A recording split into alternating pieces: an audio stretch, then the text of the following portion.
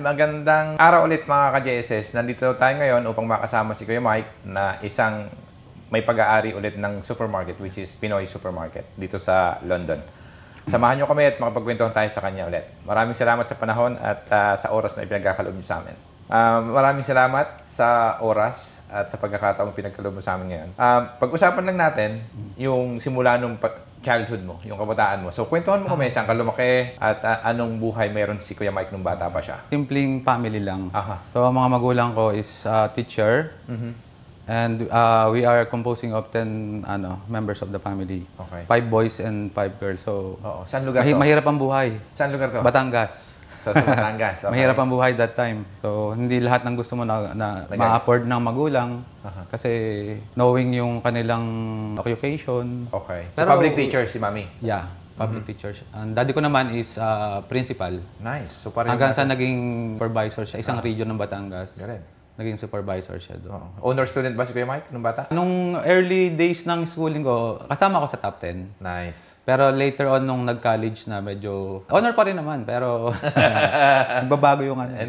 Hindi naman ano. Nabago ang ano, ang mga gusto Mga grades. Nung kabataan mo ba, Kuya Mike, nangarap ka na bang mag-abroad talaga nung bata ka pa? Hindi actually, ang nagdala sa akin sa abroad yung panganay kong kapatid. Nasa Middle East siya that time, sa Saudi Arabia. Okay. So, siya yung nag-offer sa akin na pumunta raw ako doon at tulungan ko siya sa business. Kasi medyo maswerte yung kapatid ko. Although nung pumunta siya doon, parang ordinary employee lang siya. Oo. Nagkaroon siya ng partner na doon nag-start yung magkaroon siya ng sarili niyang business. Oo. Tapos later on naman, ako naman yung kinuha niya. Dahil ako yung pangalawa sa lalaki na matanda. Oo. Sabi niya sa akin, Tulungan mo siya. punta rin ako doon, tapos tulungan niya. So, doon nag-venture yung family business namin. Nagsimula sa Middle East. Okay. So, nung pagpunta mo pa lang sa Middle East, may trabaho ka pa sa Pilipinas bago ka nag... Yeah. Ang trabaho ko is sa family din. Family. Kasi nung that time na yon, nag-put up kasi yung kapatid ko ng remittance. Yung kapatid ko kasi, meron siyang supermarket sa Riyadh. Okay. So, ang pangalan nun is Pinoy Supermarket. Nung time kasi na yun, ang ano talaga, ang remittance sa Middle East, marami. Mga Pilipino, alam mo na. Papadala. At Puro saka padala. sa Saudi nung araw, ano? Oo. So sabi niya sa akin, Utol, nag-put up siya ng remittance. Although siya yung nagraran ng supermarket, Oo. sa isang corner ng tindahan, naglagay siya ng isang counter para sa mga nagpapadala. Oo. So hanggang sa dumami yung mga nagpapadala, nalaman ng mga tao. Oo. O sabi niya sa akin, Michael, punta ka na dito, tulungan mo ako kasi... Before ako pumunta, ako yung ng delivery doon sa Pilipinas. So may business na kayo sa Pilipinas talaga? Yung delivery ng remittance. Yung ipinut up niya. So, dati yung sistema nung araw ng remittances, kunyari... Manual. Manual. Yeah. So, babagsak yung pera doon sa kapatid mo sa Saudi, ibibigay nung taga ron, tapos ikaw naman yung magbibigay ng Philippine money doon sa papadalhan. Ganun ba? Ang nangyayari doon, nung time na yon, yung mga customer niya sa tindahan, yun yung mga nagpapadala. Pera yun ng Saudi, di ba? Yeah. So, i-convert yun sa Philippine peso. Resibuhan. So, kayo na, re-resibuhan siya, tapos ikaw na yung magdadala ng Philippine money kung sino pa saan papadalhan. O ito, Michael, dali mo ito sa Laguna o parang ganon. Ganon. So, in person talaga, literal, dati. Kasi hindi pa uso yung mga mga Gcash at saka Oo, wala pa yun. Anong taon to? Mga delivery motor. So, ang sineserve namin nun is Luzon. Okay. Kasi pag yung medyo malala yung area na, mga tie-up naman ang... Galing ah. Nag-tie up kami sa local courier. Nung nag-start kami, ang in-house namin, yung Luzon area lang. Okay. So, meron akong kasamang ibang group of, yung mga neighborhood namin, mga kaibigan din na parang hinire namin. Paano ipapadala ni Kuya doon sa Pilipinas yun? So, once na nakolekta niya yung pera sa Saudi, so yun yung inire-remit niya pupunta sa Philippine bank account in US dollar. Tapos ikaw na ang kukuha noon, ikaw na magpa-facilitate doon. Meron kaming, yung isa ko naman, kasi family corporation eh. Oo nga. So, yung isa kong babae, siya yung naka-in-charge doon sa trading ng US dollar. So, doon pa lang, pag itinransfer ng kapatid ko yung dollar, may nagpa-fluctuate yun. So, may kumikita na siya doon. Yung kapatid kong babae, ang trabaho niya is to look for a better deal sa market kung kailan niya ibebenta yung US dollar na na-receive niya. So, ang galing din pala ng sistema. So, nandun ka pa lang sa Pilipinas, pagkatapos mo mag-aral, yun yung trabaho mo. So, never ka talaga naging empleyado? Technically. Hindi ako naging... So talagang hindi ako sanay. Sa family business lang simula. Tapos nung nakapunta ka ng Saudi, ganun din. Negosyo na agad. Yeah. Galing, ano? Pero nung nasa Saudi ako, empleyado ako ng kapatid ko. Kaya nga. So employed niya ako, parang Pero yeah, yun, kasi family business. partner, yeah. Na parang, obviously, iba yung 9 to 5 na trabaho na may pressure, pero at least yun, parang kapatid mo yung boss eh. Parang iba yun eh. So, doon nung nasa Saudi ka, ilang taon to, kuya? 21 years. So, bata pa ako noon. Doon ako nagbinata. Oo. Okay. So, Saudi boy. Nag-ilang taon ka doon? Ano ako doon for 15 years. Oh, buti hindi ka napuno ng gintong alahas. Maraming ginto, pero ayaw natin ng kailangan natin, medyo simple lang tayo. Hindi tayo. Pagka Saudi, di ba parang Saudi gold, maraming alahas, kadalasan, tapos nakaputing t-shirt lang, nakalimis na pantalon, di ba? Sinangla ko na yung mga alahas ko. So anyway, nung nandoon ka sa Saudi, ano yung pinaka-challenging na dumating na sa tingin mo munti ka na Saudi? Oo, nung nandoon ka, nagtatrabaho ka sa kuya mo, obviously. Okay. Actually, nung nandun ako, nung mga unang taon, okay lang sa akin. Kasi yung environment nung tindahan, maraming mga Pilipino. Oo. So parang pagkain nandun, supermarket yung setup namin eh. Yeah. Tapos ako naman, nasa counter ako, nagre-receive ako ng remittance. Siguro yung weather ang pinaka-challenge sa'yo. yung parang naging challenge sa akin. Kasi medyo mainit. Although indoor naman ang office, malalakas din ang mga aircon. Pero minsan may time na pag magta-travel ka galing sa bahay pupunta sa work mo, yung tanghali, mainit ang Mas weather. mainit pa sa Pilipinas. Iba kasi yung init sa Saudi. Ano yun eh, iba yung humidity doon talaga. Okay. Although hindi ka pinapawisan, pero mainit. Mainit. Nandun ka na sa Saudi, paano nag-transform at ikwento mo sa amin, paano ka napunta ng UK? That time, we've been blessed ng magandang negosyo sa Saudi. So, nag-boom yung remittance namin. Okay. Tsaka yung supermarket din at the same time. Yeah. Mula sa isang maliit na corner shop lang, parang lumaki yung tindahan hanggang sa naging class A na supermarket. Wow. So, habang nag-grow yung tindahan, nag-grow din yung remittance. So, nagkaroon kami ng business plan to expand. So, nag-expand kami sa Europe, sa Israel, sa Australia, and dito sa Singapore. So, Ano yun? Sabay-sabay sa isang taon ng hindi expansion? naman, hindi. Iba-ibang time na pero within year, siguro isang taon. May mga time doon na halos Dalawa sa isang taon naging dalawa. Okay. Ano yung kauna-unahang branch niya expansion sa international? Ano yung sumunod? Dito sa UK. So, yung UK yung sumunod UK, na? So, nung na-put up mo yung business sa UK, so ikaw na kaagad yung nagpunta rito? As a remittance, Hindi ako. Nandun pa ako eh. Andun ka pa noon? Nandun pa lang So, sino nagmamanage ng business dito? Yung kapatid kong babae at saka yung uncle ko.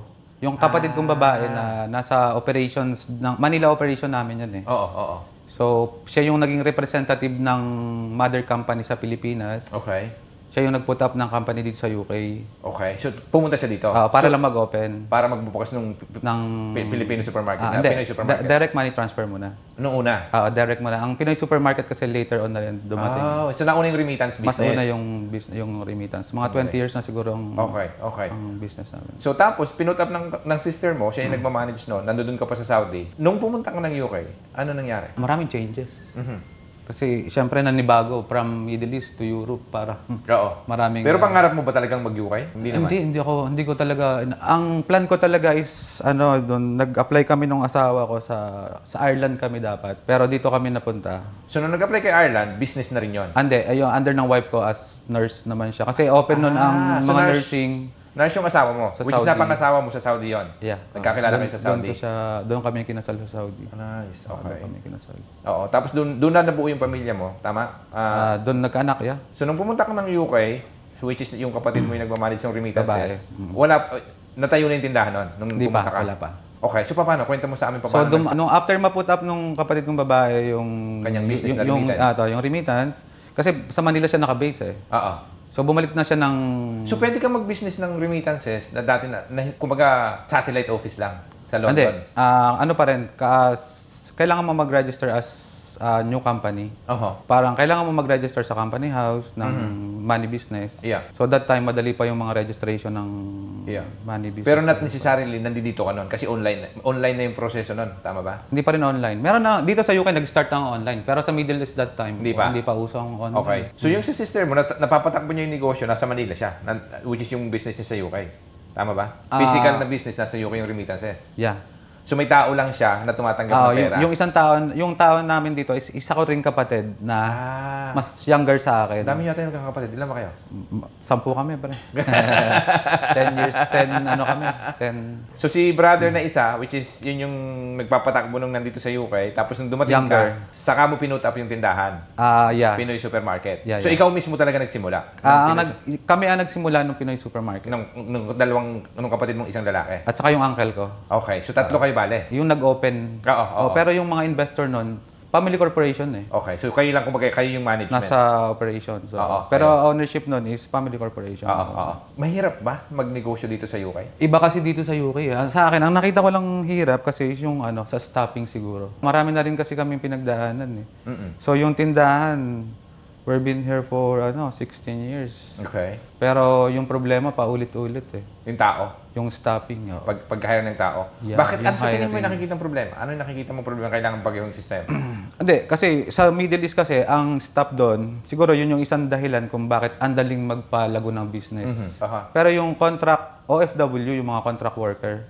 So, ibig sabihin, hinar mo sa Pilipinas, pagdating mo doon sa country, sa'yo siya until doon sa length ng contract. Matapos ng kontrata. Pag umayaw na sila, ayaw na nila. Lalo yung mga bata, ano? Dito. Oo. Pero yung sa Middle East kasi, kung ano yung nasa kontrata mo, you need to follow yung... So sa tingin mo, mas maganda yung doon sistema sa UK, sa Middle East, kaysa sa UK in comparison? Maganda sa mga businesses. Okay. Kasi dito sa UK kasi... parang tuloy-tuloy, ano? Aalis. Ganun nga. Mula nung nag-start kami, parang struggle yung stopping mo lagi. Although ang mga stop ko, nagkaroon ako ng 7 years na stop, 6 years. Meron ding 1 month, may 2 months. Yeah, oo. So doon ka nahihirapan doon sa mga yung 2 months kasi ang hirap kasi parang yung pag na-train mo yung isang stop mo, all good ka na. Biglang aalis na naman. Wala naman forever eh. May mawawala. So parang back to training ground, training ka na. Ulit, oo. So ang tagal nun bago makaka-catch up yung Okay. Yung anak mo ngayon, nakikita mo ba na sila yung magti-take over ng magiging parte sila ng negosyo as a family corporation? Pagdating sa ganyan, their own decision yun eh. I don't want to sa bagay, oo. Nung kanilang decision about lalo na yung course nila dito sa UK, hindi siya related sa Filipino communities. Okay. So I don't think na Sila although tumutulong sila. Hindi sila magiging successor, ika nga. Ng business na parang ikaw mismo, parang second generation o third generation sila yung papalit. Para kasi sa akin, di ba, dapat sa isang company daw, tama, not necessarily, kung family business man yan, not necessarily member ng family mag-run kapag nag-exit kayo o pag nag-retire na, di ba? So, anong plano niyo kuya sa dito sa tindahan? Expansion pa ba kayo? Anong plano niyo? Dito kasi ang problema nga yung stopping eh. Oo nga.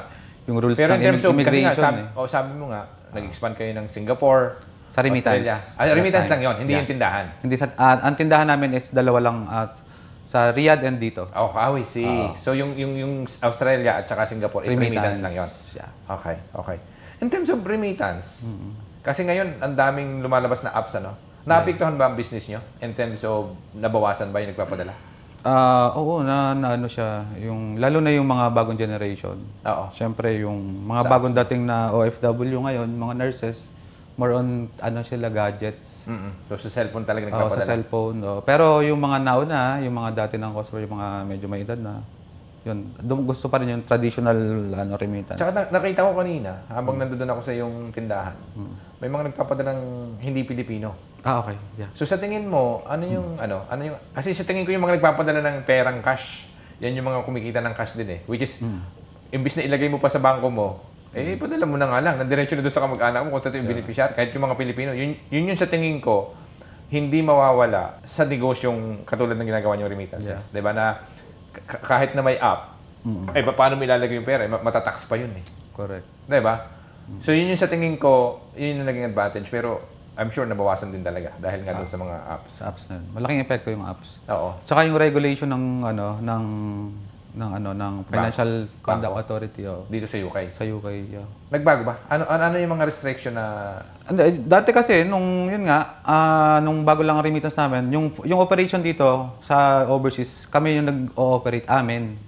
And sa Pilipinas. Oo. Both end ng operation. Kaya nga. Collection and delivery, fulfillment ng company namin. Yun yung mas maganda. Control niyo yung rate, 'di ba? Kasi Ngayon, kasi ang dami na eh. Binago ng government kasi. Okay, okay. So, hindi na yung mga maliliit na business dati, hindi na nila inirenew yung license to operate ng ano. Pwede ka na lang as sub-agent.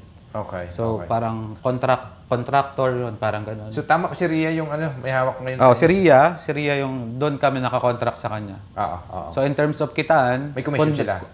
kumikita kami ng commission, pero not like before na nung dati na solo namin yung kita. Kaya nga, imbis So, na mapupunta pa dun sa... may trading, may profit ka sa trading, may service charge, sarili mo lahat ang kinikita mo doon. So ngayon, may kahati ka na. May kahati na. Tapos nandiyan pa si apps. Yun. Malupit ang... Okay, kung may advice ka kuya, although hindi ka naman naging empleyado para mag-transform as OFW, kasi nga nung nagtrabaho ka, sa kapatid mo na kaagad, at which is a family business nyo na. Doon na sa mga Pilipinong gusto magnegosyo at may advice ka, ano yung sa tingin mong maibabahagi mo lang para lang makapagbigay tayo ng inspirasyon sa kanila na gusto rin magnegosyo ng tindahan o kaya naman remittances business? Ano yung ma-advice mo? Advice ko lang sa mga Pilipino na gustong mag-business. Okay naman, ang negosyo maganda yan. Oo. Maganda, syempre. Nandiyan yan, unlimited ang kitaan mo dyan eh. Oo. Pero once na nag-open ka ng negosyo, make sure na yun yung gusto mo. Make sure na yun yung talagang passionate ka doon sa ginagawa mo. Tsaka, siyempre, dapat i-ready mo na din yung sarili mo na hindi madali sa una. Kasi bagong ano yun eh. Yeah. So, pero nakakapag-adjust naman. So, yun, ganoon lang. Kailangan maging passionate and keep on sipagan din talaga. Sipag, yeah. Kasi naniniwala ako doon na sa trabaho ng negosyo o empleyado ka. Ang pagkakaiba lang sa dalawa, pag ginalingan mo at sinipagan mo lalo, pag sarili mo yung negosyo, mas malaki kita. Yeah. O doon sa trabahong 9 to 5, kahit gano'ng kasipagan yung trabaho, doon yun ang matatanggap mo eh. Tama ba? At saka ang problema lang din, dito sa ating mga self-employed, o mga nagninegosyo maliliit, kamukha namin, tayo, kung mas maraming oras kang ibibigay, hindi na 9 to 5 yung bilangan ng oras pero mas maraming oras kang ibinibigay, mas maraming reward na pumapasok, which is yun yung pera. Ano yung isang sa tingin mo nagiging iba o kanya-kanyang loyalty ng client? Kayo, sa tingin mo? Oo. Ano naman, kasi yung L-Court kasi puntahan ng mga Pilipino to eh. Kumbaga ito yung maliit hub ng Central London. Oo. Hindi lang taga London ang pumupunta dito, yung mga taga countryside. So makikita mo may mga present na mga Philippine businesses like Jollibee, yung mga bangko nandyan, mga remittance, mga real property nandyan lahat. So, pero yun yung kliyente nyo. So, napansin nyo ba na kanya-kanyang loyalty yata yan eh? Di ba? May kanya-kanya talaga. So may mga yung customer na pabalik-balik sa inyo na nakilala din kayo. Totoo yun. May kanya-kanyang customer yun. Lalo na yung, yun nga, yung mga naging kaibigan mo while you are here in the UK. So, yung community na yun, kung saan... Yun yung pag nagsisilbihan ninyo, kumbaga. Di ba? Gaano ka-importante sa'yo yung pagiging maayos na pakikisama sa mga tao, di ba? Sa negosyo kasi, number 1 yun eh. Di ba? Para sa'yo ba, yung pagbabalanse ng trabaho sa pamilya, paano nyo binabalanse yun? Medyo mahirap i-balance yun, pero nasa sayo naman yun eh. Nasa sayo yun. O kayo mismo, ikaw? Ako sa akin. Sa sarili ko, kasi nag-day-off ka ba? Oo naman. Mapapagalitan. Kasi nga sabi ko sa'yo dati, galing ako sa mahirap na family dati. So parang ang sabi ko sa sarili ko dati, pag nagkaroon ako ng sarili kong pamilya, gusto kong... Bigyan ng oras. Yung oras, yung mga anak ko, yung asawa ko. So sa sitwasyon ko, talagang inaano ko yung balance, yung work-life balance din. So kaya nag-hire kami ng staff para makatulong ng trabaho. Kasi pinagdaanan ko na yung talagang full-time eh. Nung early days ng tindahan, mga early 2 years. Talagang walang day off eh. Yun nga din, parang si Tita Dodi, nakausap ko siya kanina. Ang isang dumating nga yung point na parang napapabayaan mo na nga dahil nasubsob na sa trabaho. Sa trabaho. So, sa'yo ba, ikaw, dumating din ba sa point na gano'n? Sa tingin ko, hindi ko naman napabayaan ng mga anak ko. No, I mean yung trabaho mo na talagang nabigay mo yung oras na mas malaki sa trabaho. Kumbaga, although hindi mo napabayaan yung pamilya mo, pero mas malaki yung oras na kinakain sa negosyo. Nung nag-umpisa ka? Nung nag-umpisa pa pwedeng gano'n. Pero nung time na yon, at the same time, sinasama ko rin yung mga bata sa tindahan eh. So parang kahit na nandun yung environment namin, nandun yung mga bata. Tama. Priority ko kasi pamilya din. So, hindi kailangang balansehin yung ano. Sa tagal nyo na nagninegosyo, ano na yung mga naipundar para makapag-inspire tayo ng mga Pilipino? Dahil sa pinaghirapan nyo na masasabi mong, ito, isang bagay ito na talagang ako'y proud na proud. Dahil sa pinaghirapan ko ito eh. Naipundar ko yung pamilya. Tsaka sa Pilipinas may mga properties din tayo doon, pero outside naman ng Manila. ng UK. Hindi, outside ng Manila din. Oo. So may bahay tayo, tsaka may agricultural land sa Pilipinas. Nice. Oo. At the moment, meron kaming dinedevelop na farm sa Batangas. Okay. So yun yung pamana sa amin ng magulang namin. Pero yung kami magkakapatid, yun yung next venture namin na habang Develop ng mas malaking farm. farm siya, yung parang sa farming ng yung mga high value crop na ano. Nice. Oo. Ano to? Vegetables? So, Do you know about yung sa Agarwood? aha. Pero existing na yung farm namin doon. Meron, kumikita na yung farm, pero gusto lang naming taniman ng mga high value crop. Okay. Yung high value crop na hindi ang market noon hindi siya sa Pilipinas. Okay, international din. Sa international. Galing. So more on Middle East ang market, Europe yun. Ganun. Nice. Kayo ba pag nag-retire sa Pilipinas o dito sa UK? Nako, hanggang ngayon hindi ko nagdadalawang isip ako diyan eh. Parang hanggang ngayon hindi ko pa na-decide kung di totoo lang. Madalas namin pinag-uusapan ng asawa ko 'yan eh. Oo. May time na sinasabi ko dito sa UK kasi nandito yung mga anak ko. Like, para sa akin, yung mapagtapos mo yung mga anak mo dito, isang napakalaking achievement yun eh, na mapag-aral sila. Iba yun eh, ibang level kasi pag napagtapos mo yung mga anak mo dito. Pero ikaw bilang isang kultura dito sa UK, di ba? Alam naman natin na pagka tumanda ka sa well, obviously yung kulturang Pinoy, hindi mo mawala. Inalagaan mo yung mga anak mo, alagaan ka niya for sure. Pero nagkaroon sila ng kulturang na rin, nahati na rin, hindi na yung pure Pinoy na kultura eh. Maaring, daddy, doon ka na muna sa nursing home. Di ba? So, pero minumulat namin yung mga bata. Habang lumalaki yung mga bata ngayon, mas nagiging hands-on ako sa family ko lalo. So, ini-encourage ko sila na maging link sa Filipino community. At saka doon sa kulturang Pinoy. Kulturang Pinoy, para hindi nila makakalimutan yung yun nga, yung ugali natin, Pinoy. Kahit na nandito tayo. Walang rules na, di ba, dito, usually yung kultura nila, pagka umidad ka na ng 21 yata, parang, anak, umalis ka na dito sa bahay. Parang 18 years old ata. Pwede ka so, pero ikaw, yung kulturang Pinoy, hindi mo yan gagawin sa mga anak mo. Mas gusto mong manatili sila sa'yo? Mas gusto ko naman silang manatili. Mag-independent din sila? Oo, independent din, pero sa tamang oras. Hindi naman dun sa hanggang adult na sila is, kailangan din nilang tumayo sa sarili nilang. Totoo yan. Hanggat makita mo na kaya na nila, alam nila yung tama at mali. So ngayon, nakikita ko yung kanina, pagpunta ko doon sa tindahan nyo, yung anak mo, 3 na sila, which is bakasyon ngayon, tumutulong sa'yo. Mahirap ba mag-empleyado ng anak sa negosyo? O ano sa... Yun. Mahirap na, kasi iba yung relationship mo eh. Pag nasa bahay ka, daddy ka eh. Oo nga. Pero pag nasa negosyo ka, ikaw yung boss. Boss. Totoo yun. So, minsan pinakikiramdam ako yung nila, yung damdamin nila pag ano. So, parang hindi ko ma-apply yung pagiging boss na managers pag nasa kanila.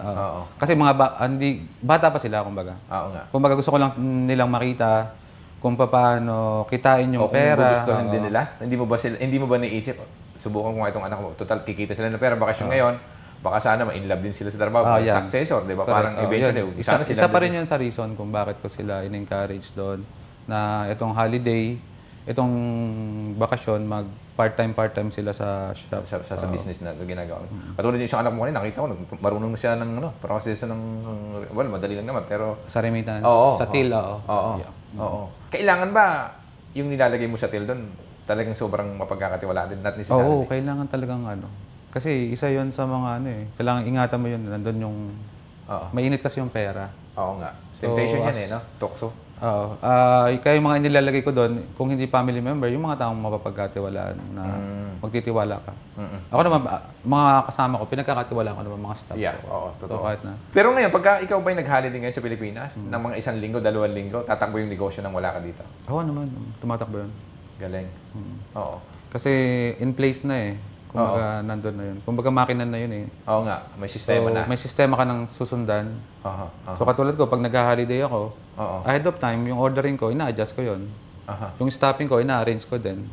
So, in terms of ordering, ikaw lang ba yung gumagawa ng order? Dati, nung una ako. Tapos pero ngayon, dinedesignate ko sa mga merchandiser. Okay. So, pero ako pa rin yung final nagre-relay. Dami ng trabaho, dami ginagawa, no? Ganun talaga pag may negosyo, hindi. Oo nga. Hindi pwedeng papetiks-petiks. Ano. Pag-usapan natin yung kuya. Kasi nakita ko ngayon, kahapon, na nagkami tayo first time sa LBC. Oo. Kwenta mo sa amin, paano kayo nagka-collaborate ni LBC? Ang motto kasi ng tindahan is para ma-serve yung maraming mga Pilipino. Okay. Yung mga needs ng Para mas maging OFW. convenience sa kanila. Diba? Para maging one-stop shop. So, naisip namin, ano ba yung common na ginagawa ng mga Pilipino. Although meron na kaming padala ng pera, meron na kaming grocery. Oo. Ang wala lang namin is yung cargo, yung sa padala ng mga boxes. Oo. So, nag-tie up kami sa LBC. Parang kami yung kinuhang contractor niya ng London area. So, ako yung naka-subcontract ng LBC Cargo. Oh. So, other income din namin sa kanila. So, paano to? Paano kayo kumikita dito? So, ibig sabihin, by commission ba yan? Aside from commission ng per transaction, meron din kaming merchandising na tinatawag. Yung merchandising is yung branding kasi ng LBC, makita mo doon sa harap ng tindahan. Yeah, oo. Nakalagay yung pangalan nila. So, nagbabayad sila sa amin ng monthly parang merchandising. Marketing expense nila para sa kanilang paglalagay ng brand sa ano. Tapos yung mga boxes, binebenta rin namin sa kanila. Although maganda yung ano sa amin, win-win kami sa LBC kasi ang LBC kasi may sariling customer eh. Oo nga. May sariling hatak talaga. Kung ikukumpara yung LBC, yung may mga DHL na may mga tindahan, same thing ba yung arrangement niya? Yeah. Parang other services naman ang tawag. Oo, other sa inyo, service. sa tindahan mo nga. Oo nga. Dito kasi yung mga business talagang minamaximize nila lahat ng pwede mong kitain. Oo nga. Guys, Kasi so meron kang remittances, meron kang LBC, tapos may nakita pa ako kanina may isa ka pang app. Ano yung sa app dun sa storage ng ano? Ano kami, off license. So hindi lang kami Filipino foods. Okay. So allow din kami magbenta ng alak ng beer, yung mga European products. Oo, so kahit sino, hindi lang talaga Pilipino nakafocus yung client. Yung supermarket namin. Although 80% ng tindahan, ang product namin is Philippines, Southeast Asia. Pero makikita mo doon, alak, beer, at saka mga lalo wines. pag naggabi na, di ba yung mga off license na yun, dyan na bumibili ng sigarilyo, alak, sa inyo na pumupunta. Ang license namin sa alak is 11. So, pero ang supermarket, iba, 8 o'clock ang open namin. 8 o'clock ng umaga? Ng umaga hanggang 9 ng gabi. Okay. 8 to 9 ng gabi. Araw-araw. Ano yung pinakamalaking natutunan mo sa pagnegosyo? Ang natutunan ko dyan, talagang kailangan maging malaking tiwala sa sarili mo at saka walang gagawa ng ibang bagay para sa'yo. Kailangan mong gawin yung isang bagay para sa sarili mo. Hindi mo pwedeng iasa sa ibang tao.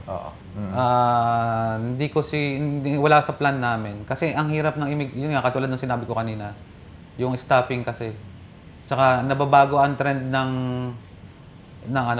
pagbebenta ng goods. Okay, So, mga online, may mga competitor na. So, nagtitinda rin kayo online, di ba? Meron ako online shop. So pwede na. So, nagdi-deliver kayo? Meron kami delivery, meron ako online. Nasa website nyo ba yan? So, pag pumunta sa website nyo, pwede silang mamili doon? Yeah. So, kunyari nakalive ka sa countryside, tapos kukunik na lang dito, papadeliver mo na.